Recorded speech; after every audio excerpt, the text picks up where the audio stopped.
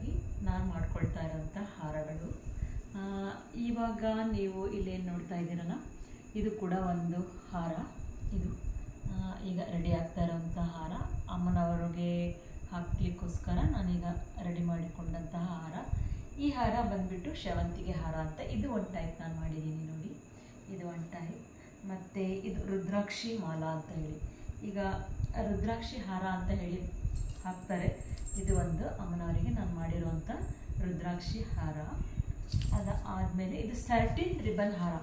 ಇದು ಇಲ್ಲೇನು ನೋಡ್ತಾ ಇದ್ದೀರಲ್ಲ, ಇದು ಸ್ಯಾಟಿನ್ ರಿಬನ್. ಮತ್ತು ಇದು ಆರ್ಟಿಫಿಷಿಯಲ್ ಆ್ಯಪಲ್ ನಿಮಗೆ ಸಿಗುತ್ತೆ ಗಣೇಶ ಹಬ್ಬ ಟೈಮಲ್ಲಿ, ದೀಪಾವಳಿ ಹಬ್ಬ ಟೈಮಲ್ಲೆಲ್ಲ ಇದು ಸಿಗತ್ತೆ.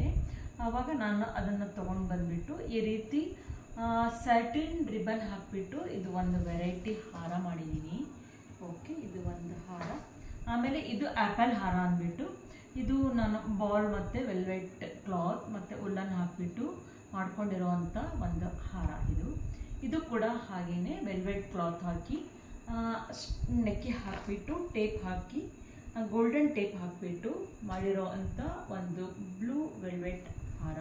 ಇದು ಕೂಡ ತುಂಬ ಚೆನ್ನಾಗಿ ಕಾಣಿಸುತ್ತೆ. ಈಗ ಹಿಂದಿನ ವಿಡಿಯೋದಲ್ಲಿ ಅಮ್ಮನವರಿಗೆ ನಾನು ಹಾಕಿದ್ದನ್ನು ನೀವು ನೋಡಿರ್ಬೋದು. ಓಕೆ, ಇದು ಒಂದು ಹಾರ ನಾನೇ ಮಾಡಿರುವಂಥದ್ದು. ಇದು ಉಲ್ಲನ್ ಮಾಲಾನೇ. ಇದು ಅಂದರೆ ಸ್ವಲ್ಪ ಹೆವಿ ಆಗಿ ನಾನು ಮಾಡಿದ್ದೀನಿ, ಅಂದರೆ ಎದ್ದು ಕಾಣಿಸ್ಬೇಕು ಅಮ್ಮನವರು ಅಂತ ಹೇಳಿ ಇದು ನಾನು ಹೆವಿಯಾಗಿ ಒಂದು ಮಾಡ್ಕೊಂಡಿರುವಂಥ ಒಂದು ಉಲ್ಲನ್ ಹಾರ. ಇದು ಒಂದು.